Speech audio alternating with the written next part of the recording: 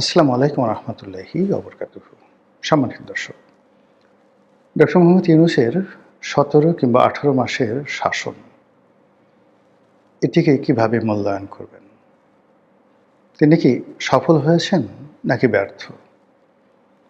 আপাত দৃষ্টিতে মনে হচ্ছে সারা বাংলাদেশের মানুষ তার পেছনে লেগেছে এবং আমাদের দেশের যে চরিত্র, সেক্ষেত্রে ক্ষমতা হারালে মানুষের কাপড়-চোপড় থাকে না। ডক্টর মোহাম্মদ ইউনূসের সঙ্গে যারা জুটেছিলেন, যারা এসেছিলেন এই বাংলায়, অবস্থার দৃষ্টি মনে হচ্ছে তাদের বাকি জীবন স্বস্তিতে কাটবে না। তারা যা কিছুই করবেন তা আমাদের যে জনগণ কোনো অবস্থাতেই গ্রহণ করবে না। আপনি চিন্তা করুন যে ১/১১-র সময় সেই মঈনুদ্দিন ফখরুদ্দীন সাহেব, তারা কিন্তু অনেক ভালো কাজ করে গেছেন। কিন্তু এখনো পর্যন্ত এই বাংলার জমিনে মঈনুদ্দিন ফখরুদ্দীন এবং তাদের কোনো অ্যালাইড ঠিকমতো চলাফেরা করতে পারছেন না। এমনকি মঈনুদ্দিন ফখরুদ্দীন তারা আমেরিকার মাটিতে থাকার পরেও সেখানে কিন্তু বাঙালি অধ্যুষিত এলাকাতে তারা ঘোরাফেরা করতে পারেন না। ডক্টর মোহাম্মদ ইউনূস ক্ষমতা হারিয়েছেন অল্প কয়দিন হলো। হারাতে এই যে তিনি ক্ষমতা হারিয়েছেন, এই কথাটা বললাম জেনে শুনেই।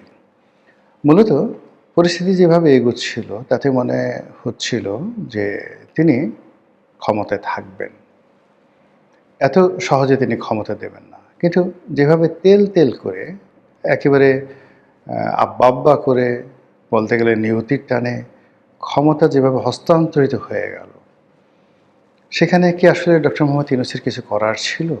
কিচ্ছু করার ছিল না।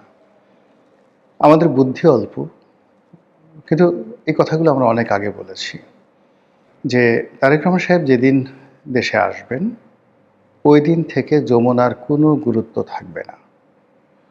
তিনি আসার পরে তার কথা মতোই দেশ চলবে। এই কথা কিন্তু সেই ২০২৪ সনে আমি বলেছিলাম। বাস্তবে তাই হয়েছে। তো ডক্টর মোহাম্মদ ইউনূস যারা লোকজন আছেন, তারা কাদের কথা মতো চলেছেন, কিভাবে কি করেছেন আমি বলতে পারি না। তবে আমরা বাইরে থেকে যে জিনিসগুলো দেখেছি তাতে মনে হয়েছে যে তার কাজগুলো সঠিক হয়নি। আমরা সমালোচনা করেছি। আর সমালোচনা করার কারণে পান্না জেলে গেছে, সাংবাদিক পান্না, আনিস আলমগীর জেলে গেছেন। হয়তো সামর্থ্য থাকলে আমাকেও তারা জেলে নিয়ে নিত, বা আল্লাহ আমাকে রক্ষা করেছেন। যে কোনো কারণে হোক আমি রক্ষা পেয়ে গেছি। কিন্তু আমরা যে কথাগুলো বলেছি মূলত, সেই কথাগুলি এখন বাস্তবে তাদের ক্ষেত্রে প্রযোজ্য হতে যাচ্ছে। ইন্টারনেটে একটি ছবি ভাইরাল হয়েছে। মনির হায়দার নামে একজন ইত্তেফাকে একসময় চাকরি করতেন, তার আগে জনকণ্ঠে চাকরি করতেন সাংবাদিক। রেপুটেশন ভালো না। শুধু এতটুকু বললাম, আমার সাথে একটা সময় টকশো করতেন, কথাবার্তা হতো। আমি তার অনেক কথা সমালোচনা করতাম। করার পরে উনি একদিন আমার হাত ধরে বললেন যে, রনি ভাই, আপনি আমার সমালোচনা করেন, আপনার ভাবি তো আপনার টকশো দেখে, আমার অপরাধ কী? এরপর থেকে আসলে মনির হায়দারের কখনোই সমালোচনা করিনি, অন জেন্টলম্যান গ্রাউন্ডে। এরপর দেখলাম যে অলানে ছাড়ি তিনি আমেরিকাতে চলে গেছেন। তো আমেরিকাতে চলে যাওয়ার পরে সাংবাদিক মাসুদ কামাল, তার কলিগ ছিলেন, তিনি তাকে চাকরি দিয়েছেন।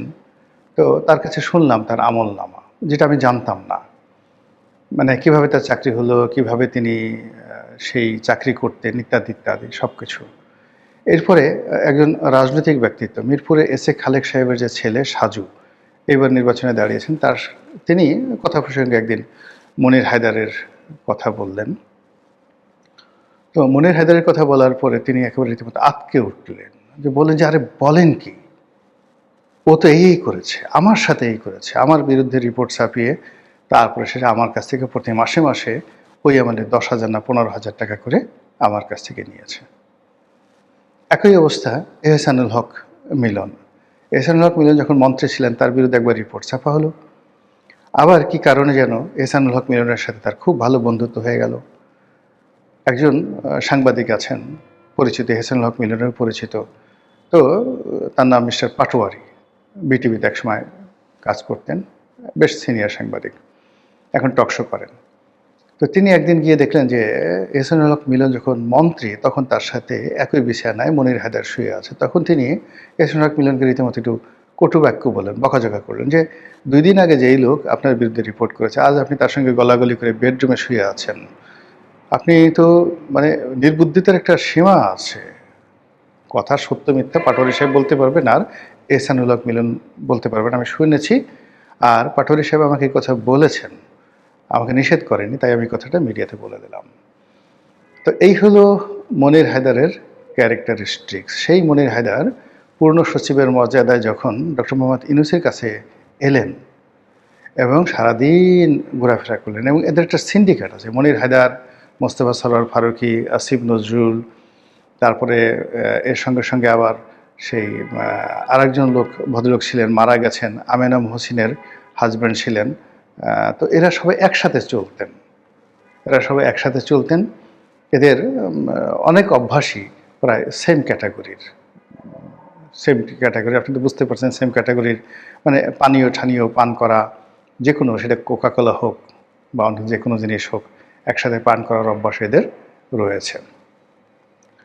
তো সেই মনির হায়দার আসলেন, তারপরে লুৎফে সিদ্দিকী আসলেন।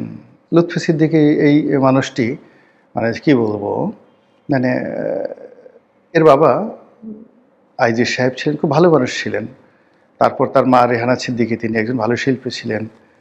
এই ভদ্রলোক দেশের বাইরে ছিলেন, কিন্তু তার কথাবার্তা, অ্যাটিটিউড, মুখ বাঁকা করে ইংরেজি বলা, খুব স্টাইল করে ইংরেজি বলা, সব কিছু দেখে মনে হচ্ছিল যে সহজ কথাটা তিনি সহজভাবে বলতে পারেন না বা বলতে চান না। অনেকটা রবীন্দ্রনাথের হিং সিং ফটের মতো কথাবার্তা বলেন, মুখ একটু বাঁকা করে কথা বলেন, তারপরে একটু স্টাইল করে সেই একটু বাঁকা হয়ে বসেন, পায়ের উপর পা তুলে ক্রস লেগ করে বসেন। এগুলো বাংলাদেশি কালচারে যায় না। পশ্চিমা দুনিয়াতে তিনি আসলে কত বড় পদে চাকরি করেন, কি করেন, তার সফলতা কি আই ডোন্ট নো। কিন্তু তারকে যখন ডক্টর মোহাম্মদ ইউনূস এলেন, আমার কাছে মনে হয়েছে এই কাজটা ভালো হয়নি। তিনি তাসনিম জারাকে নিয়ে আসলেন রাজনীতি করার জন্য, এনে এনসিপিতে ঢুকিয়ে দিলেন। ও মাই গড, গেল তাসনিম জারা। এই মেয়েটার জীবনও শেষ, এবং যাকে বলা হয় রাজনীতির যে একটা স্বাভাবিক শ্রেণী চরিত্র রয়েছে, সেই শ্রেণী চরিত্রটাও নষ্ট হয়ে গেল। এরপরে তিনি খলিলুর রহমান সাহেবকে নিয়ে আসলেন। Khalilur Rahman is okay.